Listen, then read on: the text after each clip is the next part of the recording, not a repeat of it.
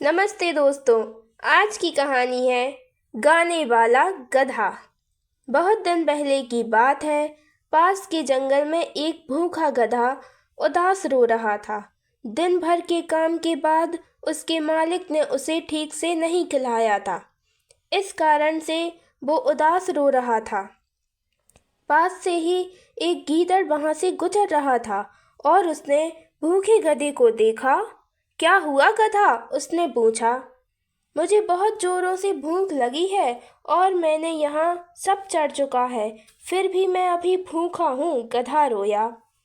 गधे की दुख भरी कहानी सुनकर सियार ने कहा, ओह, तुम जानते हो कि पास में ही बड़ा वनस्पति बगीचा है। तुम वहाँ जा सकते हो और भर पेट खाना खा सकते हो। कृपया मुझे वहाँ ले चलो, गधे ने कहा।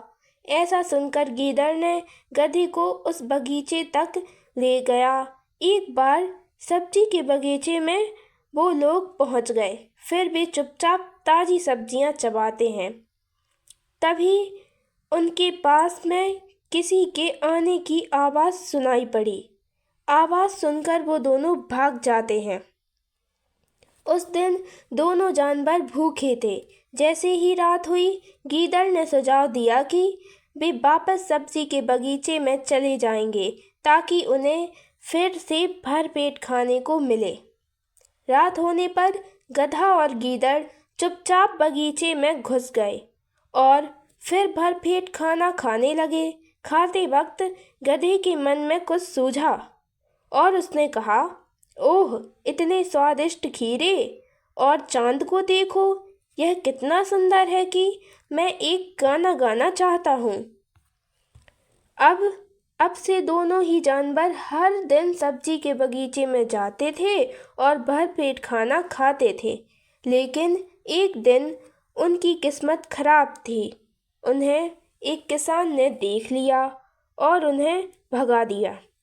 उस दिन दोनों जानवर भूखे थे। जैसे ही रात हुई, गीदड़ ने सुझाव दिया कि वापस सब्जी के बगीचे में चले जाएं ताकि उन्हें फिर से भरपेट खाने को मिले। रात होने पर गधा और गीदड़ चुपचाप बगीचे में घुस गए और फिर भरपेट खाने लगे। खाते वक्त गधे के मन में कुछ सूझा और उसने कहा, ओह, कितने स्वादिष्ट खीरे! और चांद को देखो, यह कितना सुंदर है कि एक गाना गाना चाहता हूँ। ऐसा सुनकर ही गीदड़ ने कहा, अभी नहीं, तुम यहाँ से नहीं गा सकते, लेकिन मैं चाहता हूँ, गधे ने गुस्से से कहा। गीदड़ ने उसे समझाने की कोशिश करी और कहा कि किसान उसकी बात सुनेगा, उसके पकड़े जाने का डर भी है। जब गधे ने उसकी बात नहीं मानी, तब वो वहां से चला गया।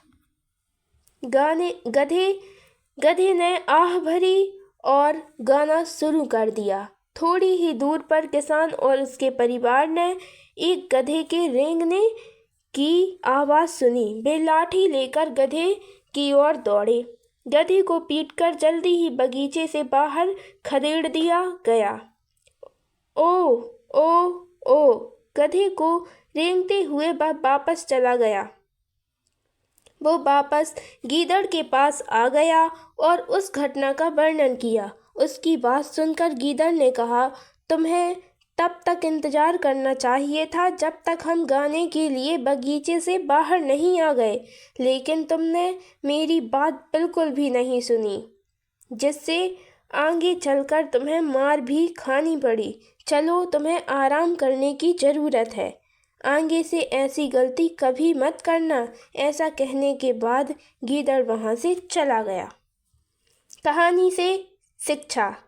कोई भी चीज़ करने का एक उचित समय और स्थान होता है। आपको चीज़ों को करने के लिए हमेशा समय और स्थान का ध्यान रखना चाहिए।